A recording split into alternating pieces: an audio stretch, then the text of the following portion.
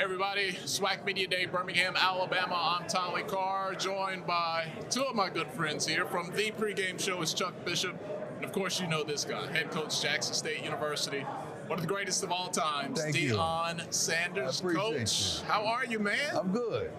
I'm just looking around and seeing what's transpiring right here. A little bigger than last year, right? Yeah, a little more on. Thank you, God, for stopping that. We're good.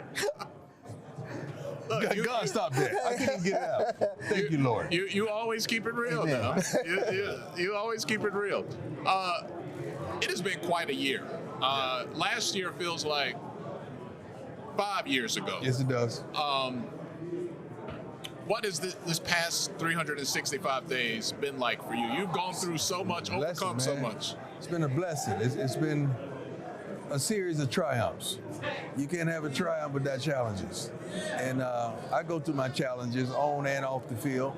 And God has given me the leeway and provided me with all the tools I need to overcome any adversity.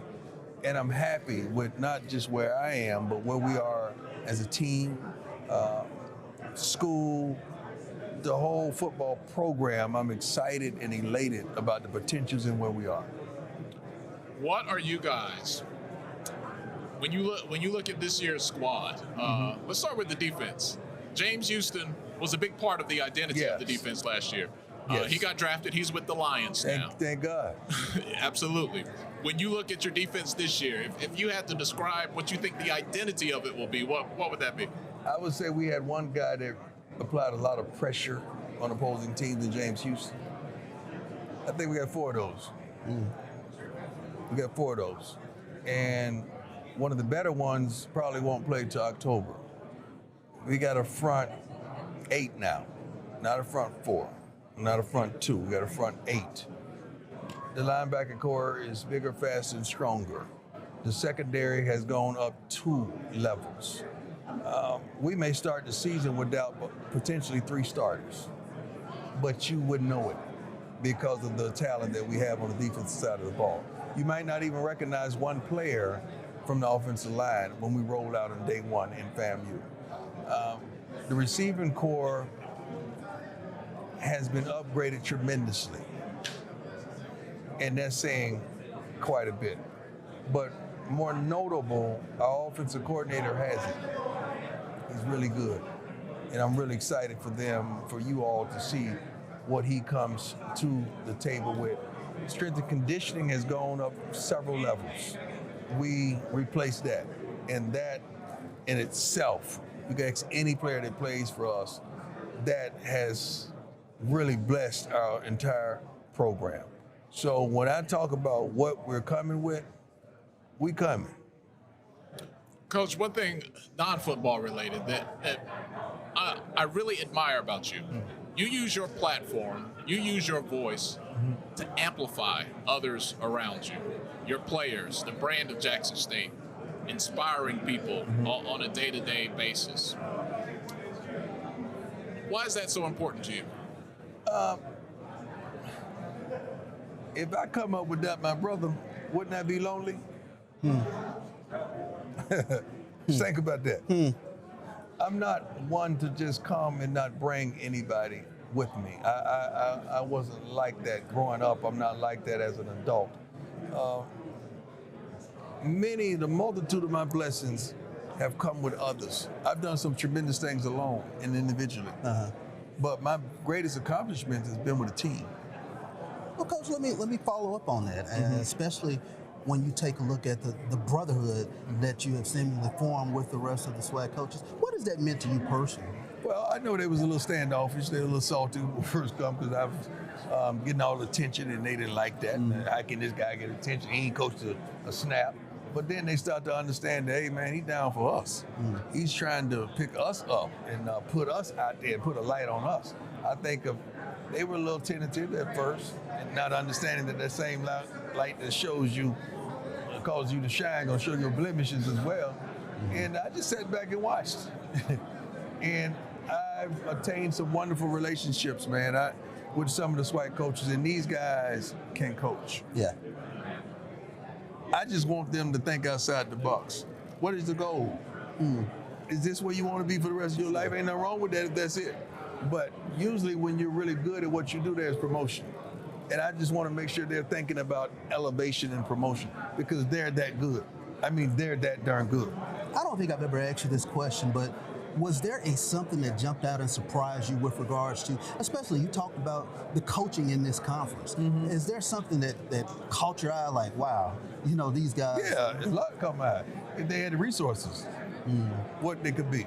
If Coach Dancy at Mississippi Valley had the resources, wouldn't nobody be trying to see him. Yeah. If Coach Simmons, Coach McNair, all these guys, man, if they had the resources that they need and they would have to deal with the bull junk going to work every day and putting out fires and starting fires and flaming things, it would be phenomenal. That's my prayer, that some kind of way we get the resources. Now you make me think about business. I'm thinking about SWAC and I'm thinking about MEAC and I'm just trying to figure out why SWAC, my business, SWAC and MEAC hadn't married.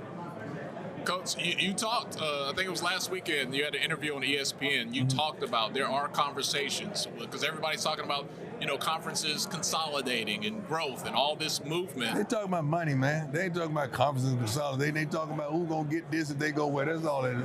When you see somebody move anywhere in life, it's about what? Money. There you go. I don't leave this job to go to that job if money ain't involved, all right? Because I'm good. But if money's involved, I could be great. So that's what all those talks about moving up.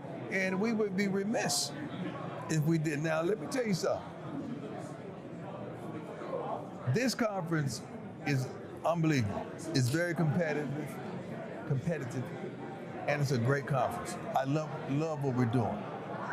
But I'm not one not to look forward. Everything about me is protruding forward. My feet and every darn thing. So I got to look ahead. That's just how I'm built. So I have to think about the possibilities. What do you think those possibilities are? First of all, we got to dominate. We got to go back to that. We got to dominate. And there are going to be tremendous possibilities. And I don't want to get ahead of ourselves, but let's keep the main thing the main thing. But I would be crazy. See, the thing about when you start talking about that, people talking about leaving the SWAC, ain't nobody thinking about that right now. That's not my thought. My thought is, how do I improve this university and make sure financially we're where we need to be? That's my thought. How do we do that, business-wise? How do we change the business practices? How do we elevate to another level where the profit share of the SWAC is even greater, the television revenue is even greater, that we have a system now that the attendance, the parking, the concessions are all adequate and profound, and we get real numbers. That's my thought process, that we really do business. Is the HBCU infrastructure? No, we're way behind. You know that. Before you asked that question, you knew the answer. You just set me up to hit the thing. I appreciate that. Let me find the organ over here. Let's tap that organ. Yeah, you know that. You know darn well we ain't right. We ain't tight and we ain't right. Hey, if anybody fixes the parking at the vet, I will sing at their wedding. See? That's we're missing 10 to 15,000 fans that don't even come, because they don't want to deal with the parking. And then when they get out the car, you got to go through one gate. How is that possible at a football stadium, that one gate? Like, those are the minute things that burn me up, because I've seen it at its highest level. And it's hard for me to accept mediocrity, but I've seen excellence. How hard is it to change expectations of people when they're accustomed to something being a certain way? Well, I don't think they have expectations. We have expectations. They have complacency. That's the difference. You're complacent. It's been like this forever. We don't need to fix it. I'm cool. I live in a land of more than enough. I want to keep more than enough. I want you to have more than enough, greater. I don't want to just have just enough. Some people are happy with that. That's not me. I'm not built like that. Can we ferret out the complacency? You got to fire the complacency. It ain't no talking about complacency. Sure. You got to fire the complacency. Understood. That's change. You don't just talk about it. You do things. You recently announced that you're going to donate half of your salary to get the football operations center done in time for fall. Yeah. How important is it to not only have a lot to say, but do a lot to back it up? Well, we got to do it. If I don't do it, it's not going to be done. Instead of talking about this trash on the ground, pick it up, man. Instead of talking about this is funky, this is stank, put some air freshener on it. You know, do your thing. Yeah. I'm gonna do it because I'm tired of talking about it. But God has challenged me to talk about it so that people understand it is a problem and it's an issue. And that's one thing I got to do more of, because when I say stuff, people say, yeah, you know what? I don't like the way he shot, but he right. Mm-hmm. Mm-hmm. It goes back to what's the motive? Kids. The kids deserve it. The kids deserve it. Let's talk a little football here. I think on our side, and the media doesn't decide a lot, but I think it's time to start having the conversation about Shedeur as an NFL prospect, as a quarterback. I went and looked at some comps, and by comps I mean other FCS quarterbacks who've made it. I looked at Trey Lance. Mm-hmm. I looked at the former quarterback at Philadelphia, Carson Wentz. Mm-hmm. They weren't even playing their freshman year. True. He's putting up numbers that look like they're sophomore and junior. Right. He's from an efficiency standpoint, and I'm not a GM. You forgot more about football than I'll ever know. But that efficiency and his ability to command that team really stand out to me. The efficiency was better when I went in the hospital.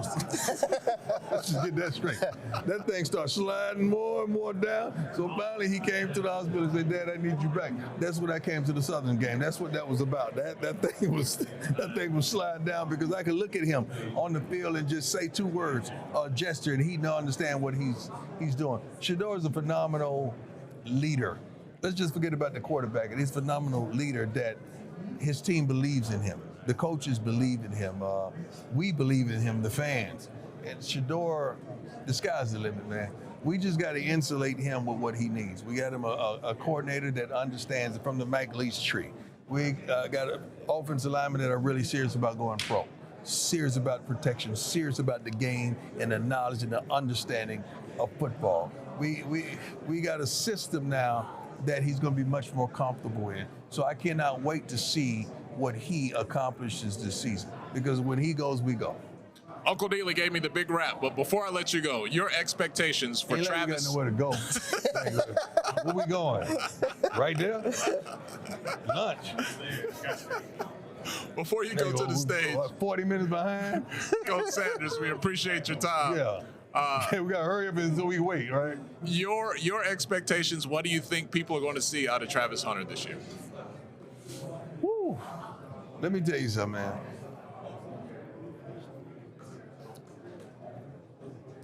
Travis got it.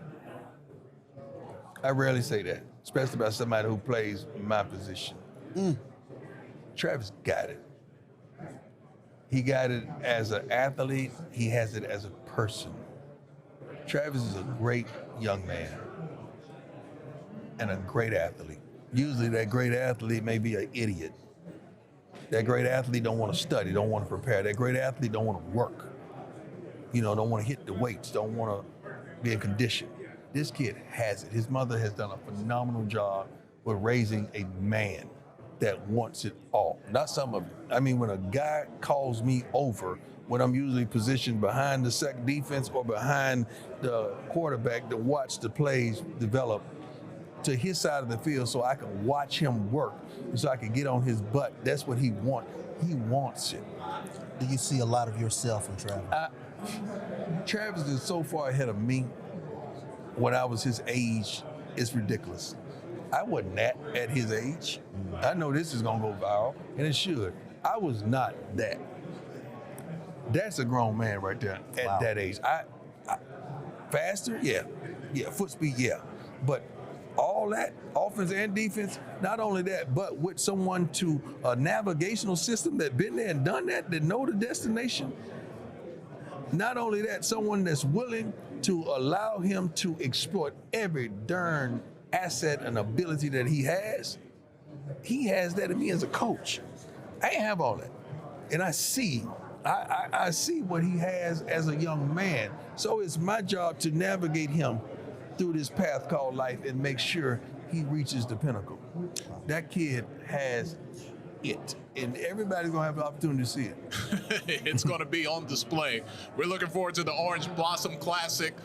Collaboration, the pregame show, The pregame HBCU show. game day. Matter of fact, you need to get rid of Neely. I'm tired of Neely, man. You need to get rid of Neely. Hey, he is the warden. You need to get rid of Neely. Man, you see how your people do you, Neely. Hey, come over here trying to use all these sophisticated words that we got to look up and all that. I'm tired of Neely, man. Oh, man. He's Deion Sanders, head coach of the Jackson State University. Coach, appreciate it. We're looking forward to seeing you this year. Thank you, sir.